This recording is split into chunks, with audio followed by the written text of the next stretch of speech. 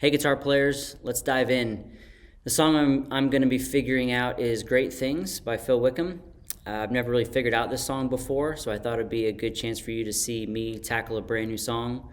And hopefully as we go through this process, I'll be able to tell you and explain what I'm looking for when you practice, so that on Sunday you'll have the right parts memorized, and that through this process you'll be able to practice more efficiently and systematically, and be able to take less time during the week. So let's go ahead and jump in. A couple things I'm going to be referring back to over and over again is, one, the sound. Not only are you trying to figure out the notes to play, but also the sound to play it with. And I want you to think about sound in three levels. For electric guitar, there's the clean, there's the overdriven rhythm sound, and then there's a solo lead sound, like a little bit more distorted, a little bit more of a boosted signal. So that's thing number one. Thing number two is a little bit more music theory, and there's resources about this all over the internet. But basically, when we think of music, we're really playing notes inside the major scale, which is like the song Do, Re, Mi, Fa, Sol, La, Ti, Do from Sound of Music. Every major scale has 8 notes. 1 is Do, Re is 2, Mi is 3, Fa is 4, so on until you get to 8, which is the octave. It's the same note again. But when I'm playing, I think of scale degrees like that. I think of notes in terms of numbers, so that I can then transpose those parts to any key. Because it doesn't matter what key you're playing in. If you're playing a 1 and a 5, which is what that is, I can move it, and those notes have the same relationship to each other. And so I'll be referring that back to that number system all the time. So if you have any questions on that, email me, text me, we can talk about it. There are resources online, but that's what I'm referring to in the video. So the first step is to listen to the song. So go ahead and pull that up on YouTube and take a listen. All right, now that you've done that, here were my observations. One, I gotta learn the main riff at the beginning. I'm not really playing anything on verse 1. I have a definite rhythm part on the choruses. I definitely have something to learn on verse 2. And then I need to learn the bridge part and the outro. I'm also not in at that chorus right after the bridge where everything drops out. So there's 2 parts of the song that I'm not playing, and I can kind of systematically work on each section of the song in the other areas and be ready. So let's first tackle that intro riff. So the first thing I'm going to do is try to find a YouTube tutorial that's going to help me, and I'm going to be looking at the one from Worship Tutorials. 99% of the time they're right on, and I can watch them play and see where where on the guitar they're playing the part, and be able to listen to it in solo. And so let's go ahead and start there, and we'll see what he's playing for this opening riff.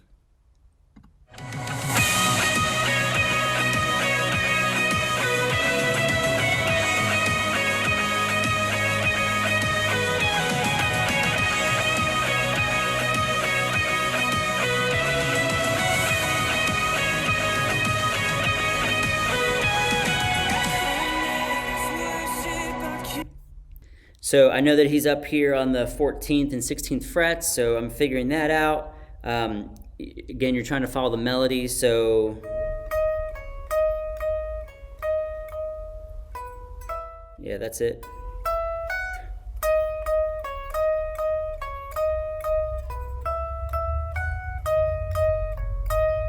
And that second part. Nope.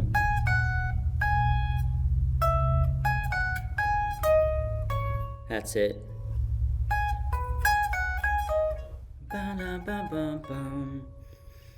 And then, so I noticed right away that the first and third times, so I think of that lead part in 4 main parts, right? The first time and the third time are exactly the same. So first and third are the same.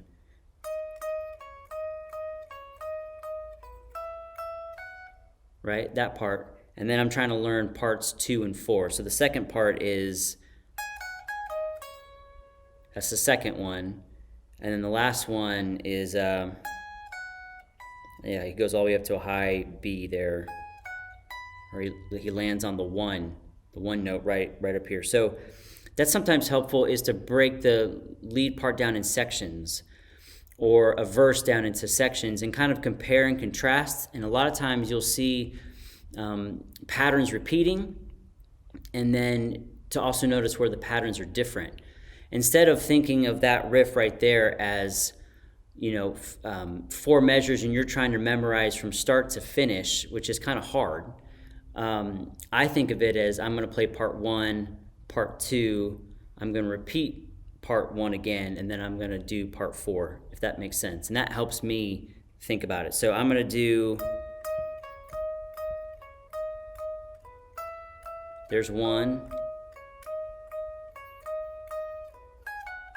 there's two, repeating part one,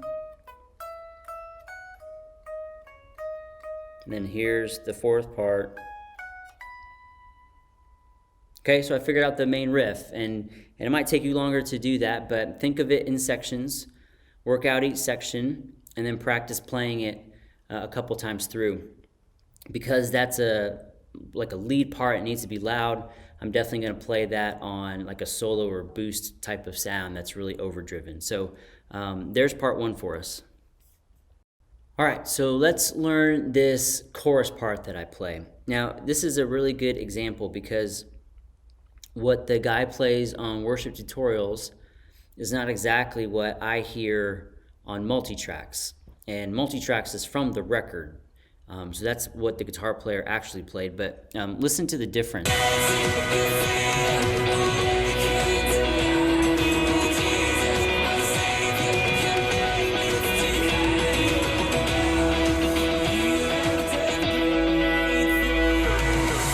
So there's that part, and this is what multitracks has.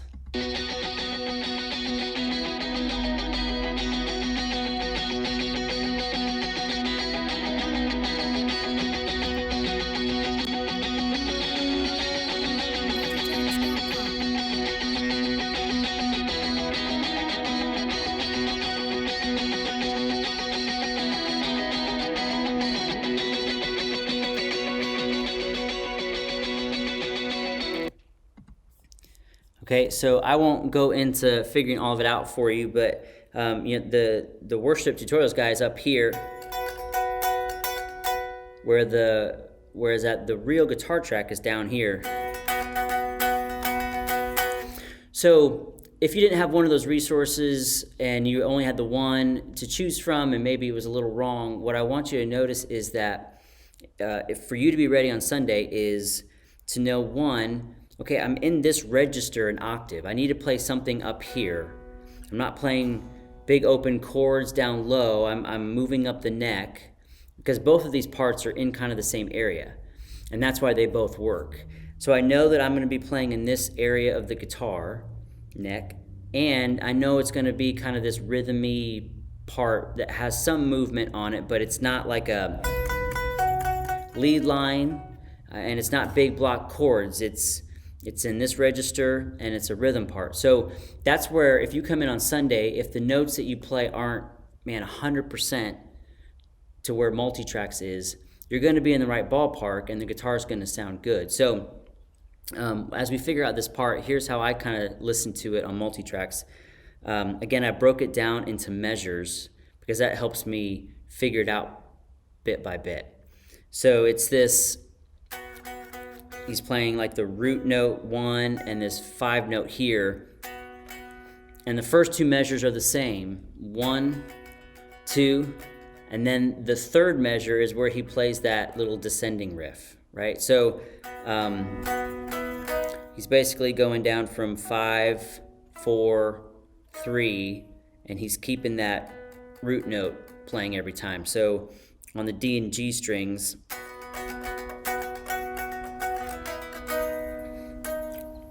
okay, again, I'm not trying to teach you how to play great things per se, so that's why I'm kind of skipping over that. I want you to see how I'm processing the song to figure out the parts. So I know that I'm playing 1, 2, third is my little riff part, 1, 2, and then at the end I can hear that he kind of stays on 1, 2. That's kind of the ending part. So he's playing this all together. 1, 2, 3. 1, 2, 3, 4. 1, 2, 3, 4. I can play that every single chorus. Sometimes it seems like he comes up here on that last time he plays 2, 3, 4. So he plays something a little different. So again, if I'm in that right area and I'm playing that kind of part, it's going to sound right. So now I have the lead riff done and I have the chorus done.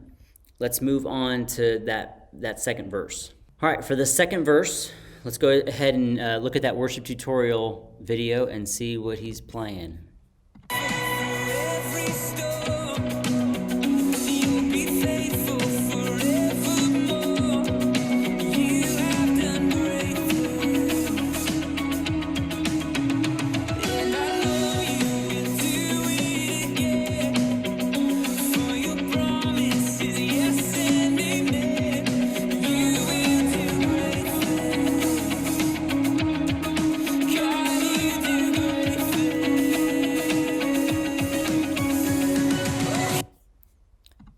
All right, so this is a common worship technique. It's a dotted eighth delay is what it is, and it creates that galloping effect.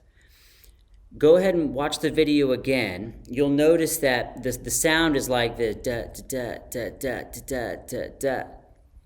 But when you watch his hand, he's only playing steady eighth notes.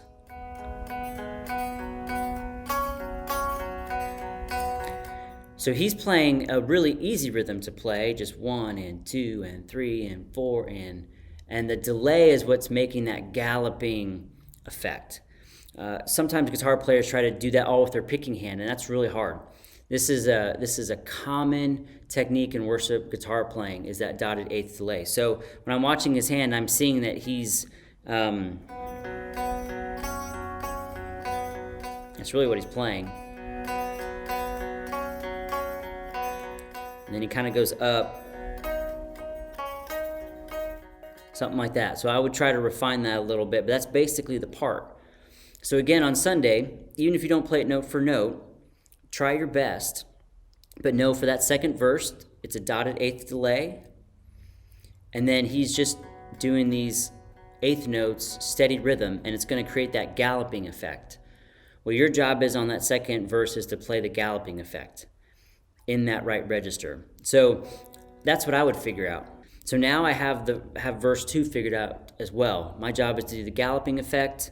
It's just these open strings down here, and I know that he kind of starts out in this position and then transitions to this 4 and 2nd fret little riff there, right? So now I have the lead line figured out, the chorus figured out. I know what I'm going to play for verse 2. Let's look at that bridge section.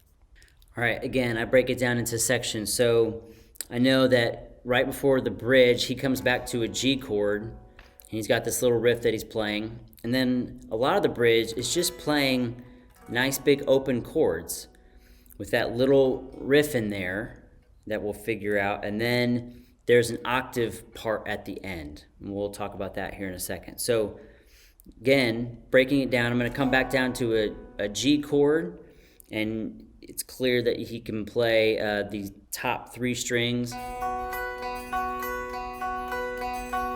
I know, okay, so I got that part down. And then he's just playing the chords of the bridge. which at this point you can refer back to the chord sheet and see that he's playing the 4 chord. And then a cool little worship trick is when you're playing this, when you're in the key of G, and you're playing then the 4 chord, which is C, you can just move it up 2 frets and play the 5 chord, but because it has this open string, it's got this cool little dreamy quality to it. So that's what he's doing. So he comes down to a G chord, plays his little riff, and then 4 chord up to the 5. Where is it? There it is, the minor. He's playing a bar chord, and then he has this little riff.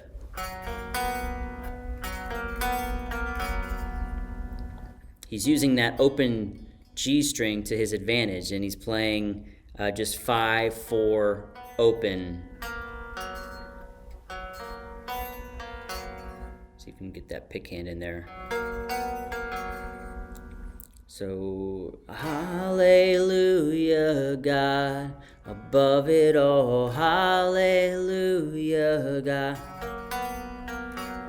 Hallelujah, you have done great things, you've done great things.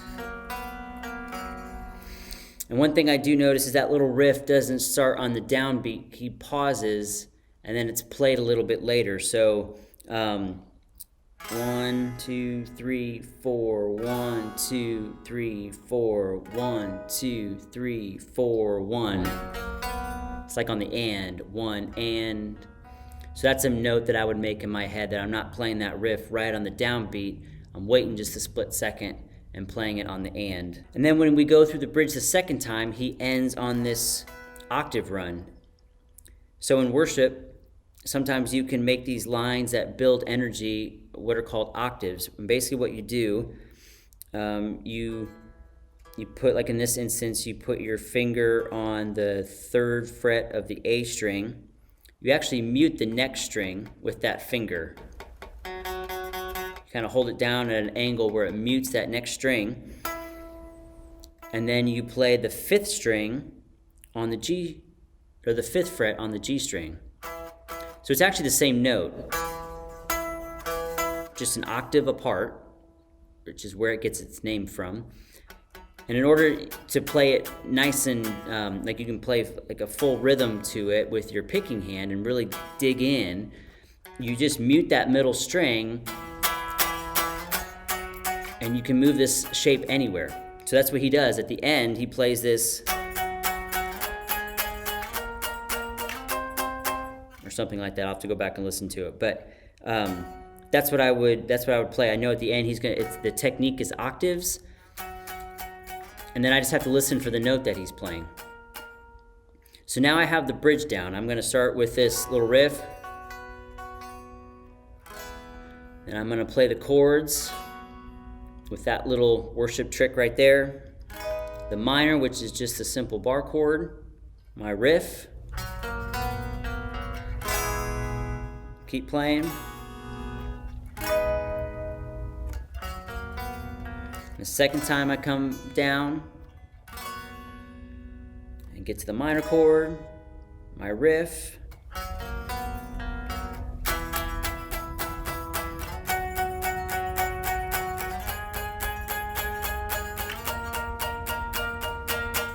then I'm out. So that's the whole song. Now what I would do is I would try to play through the whole song and remember my parts now that I have them figured out. And then I would go back and transpose it if I need to. So I know for this song, we play it in the key of A usually. So instead of being capoed at the 4th fret, I would bring everything down 2 steps. Capo on the 2nd, I would learn my lead riff.